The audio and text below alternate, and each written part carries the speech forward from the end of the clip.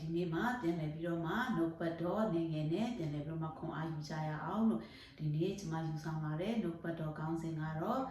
ရန်သူကိုတွန်းလှန်နိုင်တော်သူဆိုတဲ့နှုတ်ကပတ်တော်ဖြစ်ပါတယ်လို့ဒီနေ့ကျမတို့ရဲ့လောကမှာအသက်ရှင်နေတဲ့ကျမတို့ရဲ့အသက်တာတွေမှာနေရစဉ်တိုင်းမှာကျမတို့မှာရန်သူဆိုတာရှိတာဖြစ်ပါတယ်လို့ကျတို့မြင်နိုင်တဲ့ရန်သူမမြင်နိုင်တဲ့ဝိညာဉ်နယ်ပယ်တွေမှာရန်သူတွေရှိတာဖြစ်တယ်အဲ့ဒါကိုတမန်ကျမ်းစာကလည်းပြောထားတာဖြစ်တယ်အဲဒါကြောင့်မို့ဒီကနေ့အဲ့ဒီရန်သူကိုကျမတို့တွန်းလှန်နိုင်တဲ့သူနေ့ရက်တိုင်းမှာပေါ့နော်ရန်သူကိုတွန်းလှန်နိုင်တဲ့သူဖြစ်စေဖို့ရတဲ့ဘုရားခင်ကသင်နဲ့ကျွန်တော်ကိုအလိုတော်ရှိတာဖြစ်ပါတယ်လို့ရန်သူကကျမတို့ကိုလဲဖို့ရန်အတွက်အမြဲတမ်းလိုတော်ရှိတာဖြစ်တယ်ကျမတို့ကိုမယုံထွက်နိုင်အောင်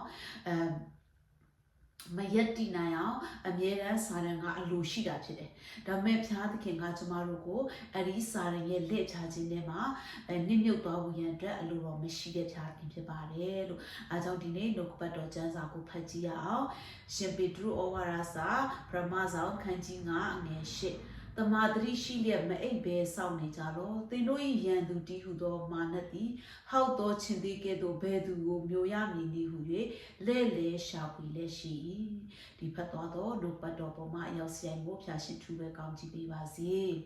ေဒီကနေ့ကျမတို့ရဲ့ရန်သူဆိုတဲ့ຢာကပါလဲဆိုတော့ကျမတို့ကလူတွေလို့ပဲထင်ကြတယ်ဒါမှမဟုတ်ရင်ဘလို့တတ်မှတ်မလဲတော့ကျွန်မမသိဘူးပေါ့နော်ဒါပေမဲ့ကျမ်းစာထဲမှာပြောတဲ့ရန်သူကကြတော့မာနပေါ့နော်ကျွန်တော်တို့ကိုအမျိုးမျိုးကျွန်တော်တို့စိတ်တဲ့ရေးရကိုတိုက်ခိုက်တတ်တဲ့မာနကျွန်တော်တို့ရဲ့ဝိညာဉ်ရေးရကိုလဲသွားစေတဲ့မာနကျွန်တော်တို့ကိုမျိုးမျိုးသောစုံစမ်းနောက်ရှစ်ချင်းတွေထဲမှာတုံးပို့နေရဲ့နော်မာနအဲ့ဒီရန်သူပေါ့နော်ကျွန်တော်ဒီနေ့တမာတတိမရှိဘူးဆိုလို့ရှိရင်အဲ့ဒီရန်သူကကျွန်တော်တို့ကိုအမြဲချောင်းမြောင်းပြီးတော့မှပြိုလဲဖို့ရန်အတွက်ကျမတို့ကိုတိုက်ခိုက်နေတာဖြစ်တယ်။ချောင်းမြောင်းနေတာဖြစ်တယ်။စောင့်နေတာဖြစ်တယ်။အဲဆိုဒီနေ့ကျမတို့အဲ့ဒီရန်သူကိုတားဆီးနိုင်ဖို့ရခုခံနိုင်ဖို့ရအတွက်ကျမတို့လိုအပ်တာဖြစ်တယ်။အဲ့ဒီရန်သူကိုခုခံနိုင်ဖို့ရအတွက်ကျမတို့ဘာလိုအပ်လဲဆိုတော့ပထမဆုံးကျမတို့ယုံကြည်ခြင်းရှိဖို့ရန်လိုအပ်တာဖြစ်တယ်။အဲဆိုဒီတစ်ပေခန်းကြီးငါငယ်ကိုမှာပဲဘာပြောလဲဆိုယုံကြည်ခြင်း၌တည်၍မာနကိုစီးတာကြလောဆိုတော့မှပြောတာဖြစ်တယ်။ယုံကြည်ခြင်းမှာတည်ဖို့ရတဲ့ဒီနေ့သင်တဲ့ကျွန်တော်ကိုဖျားခင်ကအလိုတော်ရှိတာဖြစ်တယ်။ဆိုတော့ယုံကြည်ခြင်းမှာမတည်ဘူးကျွန်တော်တို့ယုံကြည်ခြင်းဟာမခိုင်နေဘူးဆိုရင်ကျွန်တော်တို့ဒီမာနကိုလည်းကျွန်တော်တို့စီးတားနိုင်မှာမဟုတ်ဘူး။မာနကကျွန်တော်တို့ကိုအလွယ်လေးနဲ့ပေါ့နော်ကျွန်တော်တို့ကိုအလဲထိုးသွားမှာဖြစ်တယ်။ဒီနေ့ဘာလဲဆိုတော့လက်ဝိတ်တွေပေါ့နော်လက်ဝိတ်တွေပါတွေထိုးတာတွေပါတွေမြင်ဘူးကြမယ်ထင်တယ်ပေါ့နော်ဒီတိုက်ပွဲတိုင်းမှာပေါ့နော်ရန်သူကိုဘလို့အလဲထိုးကိုယ့်ရဲ့ရန်သူကိုနဲ့ fight နေတဲ့သူကကိုယ့်ရဲ့ရန်သူဖြစ်တဲ့အတွက်ကြောင့်ပေါ့နော်အဲ့ရန်သူကိုနိုင်အောင်ကိုကဘလို့လုပ်ရမလဲရန်သူရဲ့အလစ်ရန်သူရဲ့မောပန်းနေတဲ့အချိန်ရန်သူအငိုက်မိတဲ့အချိန်ကိုအားလုံးကချောင်းမြောင်းပြီးတော့မှအဲ့ဒီ fighter တွေကဒီဘက်မှာ fight ကြတာဖြစ်တယ်ပေါ့နော်အဲ့နဲ့နောက်ဆုံးမှာအဲ့ဒီအမြန်ပေါ့နော်ပထမဆုံးအလစ်မိတဲ့သူအငိုက်မိတဲ့သူကပေါ့နော်အငိုက်မိတဲ့သူကရှုံးသွားတာဖြစ်တယ်အရေးချင်း level 2တွေပြန်ရတာဖြစ်တယ်ပေါင်ချိန်တွေတိုင်းနေတူတယ်အကုန်လုံးပေါ့နော် level 2တွေရှင်ပြန်ရတာဖြစ်တယ်အဲ့ဒီနေရာမှာတော့မှပဲအလစ်ပေါ့နော်အငိုက်မိသွားတဲ့သူကဘာလဲဆိုတော့ရှုံးသွားတာဖြစ်တယ်အဲ့ဒါကြောင့်ကျွန်တော်တို့ရဲ့လောကအသက်ရှင်ခြင်းမှာလည်းအဲ့လိုပဲဖြစ်တယ်ဘာလို့လဲဆိုတော့ရန်သူကကိုယ်ချောင်းပြောင်းနေတာဘယ်အားနည်းချက်ရှိတယ်ဘာနေရာကငါထိုးနှက်လိုက်ရင်သူချက်ချင်းပြိုသွားမလဲတော့လဲဝမလဲပြန်မထနိုင်အောင်ငါဘယ်လိုလုပ်ရမလဲဒါပဲချောင်းနေတာဖြစ်တယ်အဲ့ဆိုဒီနေ့ကျွန်တော်တို့ယုံကြည်ခြင်းရှိဖို့ရန်အတွက်လိုတာဖြစ်တယ်ယုံကြည်ခြင်းမရှိဘူးဆိုတော့ဒီမာနရဲ့စီးတာမှုတွေကိုကျွန်တော်တို့ကခံနိုင်မှာမဟုတ်ဘူးပြိုလဲလွယ်လေးနဲ့ကျွန်တော်တို့ပြိုလဲသွားမှာဖြစ်လွယ်လေးနဲ့အရှုံးပေးသွားမှာဖြစ်တယ်အဲ့ဆိုလောကမှာလူမြောက်များစွာလွယ်လေးနဲ့ဘဝကိုအရှုံးပေးတဲ့သူတွေမြောက်များစွာရှိတာဖြစ်တယ်သူတို့ရဲ့ဘဝတွေဆုံးရှုံးသွားတာဖြစ်သူတို့ရဲ့အသက်တွေဆုံးရှုံးသွားတာဖြစ်တယ်သူတို့ရဲ့ဝိညာဉ်ရေးတွေဆုံးရှုံးသွားတာဖြစ်တယ်အဲ့ဆိုမြောက်များစွာဆုံးရှုံးသွားတဲ့သူတွေရှိတာဖြစ်တယ်အဲ့ဒါကြောင့်ဘလို့ပေါ့နော်ဒီနေ့ကျွန်တော်တို့ဒီမှာဘာလို့ဆိုယုံကြည်ခြင်းဆိုတာရေးကြီးတဲ့အကြောင်းကိုဒီတစ်ကောခန်းကြီး16နဲ့73မှာလည်းထပ်ပြီးတော့မှပြောတာဖြစ်တယ်။သင်တို့ဒီသတိနဲ့စောင့်နေကြလောယုံကြည်ခြင်း၌တည်ကြလောဆိုတော့မှထပ်ပြီးတော့မှမှာထားတာဖြစ်တယ်။ကျွန်တော်တို့ကိုတတိနဲ့နေပါเนาะနေ့ရက်စဉ်တိုင်းမှာတတိနဲ့နေပါယုံကြည်ခြင်းမှာတည်နေပါကျွန်တော်တို့မိုးရင်းတာနဲ့ကျွန်တော်တို့ဘုရားကိုခေါ်ရအောင်ဘုရားစမှာဆုတောင်းရအောင်ဘုရားရဲ့ကွယ်ကာခြင်းတောင်းလျှောက်ရအောင်ဘုရားရဲ့လမ်းပြခြင်းကျွန်တော်တို့တောင်းလျှောက်ရအောင်မာနရဲ့ပ ရိယေတွေကိုသိနိုင်တဲ့ဉာဏ်ပညာကိုကျွန်တော်တို့တောင်းရအောင်မာနကိုစီးတားနိုင်တဲ့ဉာဏ်ပညာခုခံနိုင်တဲ့ဉာဏ်ပညာခွန်အားဝိညာဉ်ခွန်အားဘောနော်စိတ်ဓာတ်ခွန်အာ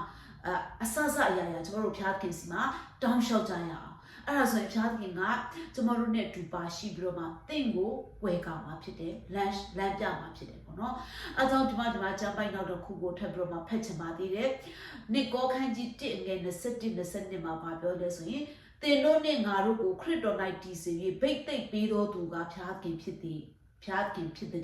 တဲ့နော်ကျွန်ုပ်တို့ကိုခရစ်တော်၌တည်စေပြီးတော့မှဗိတ်သိက်ပေးတဲ့သူကဖျားခင်ဖြစ်တယ်ထိုဖျားခင်သည်ငါတို့ကိုတစိတ်ခဲငါတို့စိတ်လုံးထဲ၌ဝိညာဉ်တော်တည်ဟူသောစိတ်ရံကိုသွင်းပေးတော်မူ၏တဲ့အာမင်အရင်တစ်ပတ်ကကျွန်တော်တို့ဒီဝိညာဉ်တော်အကြောင်းပြောတယ်နော်အားလုံးမမိကြလားမသိဘူးနားထောင်နေသူတွေနားထောင်ရသေးဘူးဆိုလည်းပြန်နားထောင်ကြည့်ပါဒီမှာပေါ့နော်ဝိညာဉ်တော်အကြောင်းကိုကျမတို့ကပြောထားတာဖြစ်တယ်ဒီမှာဝိညာဉ်တော်ကပေါ့နော်ကျမတို့ကိုကူညီမဆမယ်နော်မဆမယ်လမ်းပြမယ်ဆိုတော့မှကျမ်းစာထဲမှာပြောထားတာဖြစ်တယ်အဲ့ဒါကြောင့်ဒီမှာဝိခရစ်တော်ကလည်းကျမတို့ကိုပိတ်သိပ်ပေးထားပြီးသားဖြစ်တယ်ခရစ်တော်မှာတည်စေဖို့ရအတွက်ဖျားခင်ကကျွန်တော်တို့ကိုဗိတ်သိက်ပေးထားပြီးသားဖြစ်တယ်ထိုဖျားခင်ဒီငါတို့ကိုဒစိတ်ခိုက်ပြီတဲ့ငါတို့စိတ်လုံးထဲ၌ဝိညာဉ်တော်တည်ဟူသောစိတ်ရံကိုပေးတယ်ကျွန်တော်ရဲ့အထဲမှာဝိညာဉ်တော်ကိုကျင့်ဝတ်စေတာဖြစ်တယ်ဝိညာဉ်တော်ကိုနေရာပေးထားတာဖြစ်တယ်ဝိညာဉ်တော်ကိုကျမတို့ကိုကူညီဖို့ရအတွက်ဖျားခင်ကကျမတို့ကိုခွဲခတ်ပေးထားတာဖြစ်တယ်အဲကြောင့်ထိုဝိညာဉ်တော်ကိုကျမတို့ကိုကူညီတောင်းရအောင်เนาะဒီစာရန်ရဲ့လက်ဖြာခြင်းမာနရဲ့စီတာခြင်းမာနရဲ့တိုက်ခိုက်ခြင်းတွေကနေကျွန်တော်တို့ပြိုလဲမသွားဘူးရဲ့အတွက်ကျွန်တော်တို့ဆူတောင်းကြရအောင်ပြီးတဲ့အခါမှာအငယ်73မှာလည်းဗာထပ်ပြီးတော့မှပြောထားသေးတယ်လဲဆိုရင်ထို့ကြောင့်ခဲရင်ဆိုးရုပ်သောနေ့ရက်ကာလ၌စီတာနိုင်သဖြင့်ကိစ္စဒါကတော့အေဖတ်เนาะအေဖတ်ခန်းကြီးတေအငယ်73ကနေပြီးတော့မှ18ထိဖြစ်တယ်เนาะထို့ကြောင့်ခဲရင်ဆိုးရုပ်သောနေ့ရက်ကာလ၌စီးတားနိုင်သဖြင့်ကိစ္စအလုံးစုံတို့ကိုပြီးစီး၍ခံရနိုင်နေကြောင်းဖျားခင်ပြင်ဆင်တော်မူသောလက်နက်စုံကိုယူဆောင်ကြလောသစ္စာတည်ဟူသောကပန်းကိုစီးလျက်ဖြောင့်မတ်ခြင်းပါရမီတည်ဟူသောရင်အုပ်တစားကိုဝတ်ဆင်လျက်ရိတ်သက်ခြင်းနှင့်ရှင်သောဧဝံဂေလိတရားကိုဟောပြောအပ်သောကပြင်ဆင်သောအဖြစ်တည်ဟူသောခြေစွပ်ကိုဆွတ်လျက်ခံရကြလောမာနပြစ်ခတ်သောမိဆက်လက်နက်ကိုကာတတ်နိုင်သောယုံကြည်ခြင်းတည်ဟူသောလွားကိုလည်းခတ်သိမ်းသောလက်နက်တို့ပေါ်မှာထပ်ဆင်း၍ယူဆောင်ကြလောကဲတင်ခြင်းတည်ဟူသောတန်ခမောက်လုံးကို၎င်းဖျားသခင်၏နှုတ်ကပတ်တော်တည်ဟူသောဝိညာဉ်တော်ဓာတ်ကို၎င်းယူဆောင်ကြလောကာလအစဉ်စိတ်လုံးပါလဲဆုတောင်းခဏပြုခြင်းမျိုးတို့ဖြင့်ဆုတောင်းကြလောထို့သောဆုတောင်းခြင်းငါအာမလျှော့ပဲငါမဆိုင်တန့်ရှင်တော်သူတို့ဖို့ဆုတောင်းလဲစောင့်ရှောက်ကြလောအာမင်ဒီကြပိုက်မှာကျမတို့ဘလို့ပေါ့နော်စောင့်ရှောက်ရမလဲကျမတို့ရန်သူကိုစီးတားနိုင်ဖို့ဘလို့ကျမတို့လှုပ်ဆောင်ရမလဲဆိုတဲ့အရာကိုဖော်ပြထားတာဖြစ်တယ်။ဖျားခင်ပြင်ဆင်ပေးတဲ့လက်နက်စုံကိုကျမတို့ယူတင်ဝတ်ဆောင်ကြရအောင်သစ္စာရှိခြင်းဆိုတဲ့ကျမတို့ကပတ်ကိုစီးရအောင်ဖြောင့်မတ်ပါရမီခြင်းပါရမီဖြောင့်မတ်ခြင်းပါရမီတီးဟူသောရင်အုပ်တစားကိုကျမတို့ဝတ်ဆင်ကြရအောင်ရည်သက်ခြင်းနဲ့ရှင်တဲ့ဧဝံဂေလိတရားကိုကျမတို့ဟောပြောတဲ့သူတွေဖြစ်ကြရအောင်ဝေငှကြရအောင်เนาะဘူတော်ဆောင်ဒီမှာမဟုတ်ဘူးကျမတို့အရောက်စီတိုင်းဝေငှဖို့ရန်အတွက်ဖြစ်ပါတယ်လို့ပြီးတဲ့အခါမှာ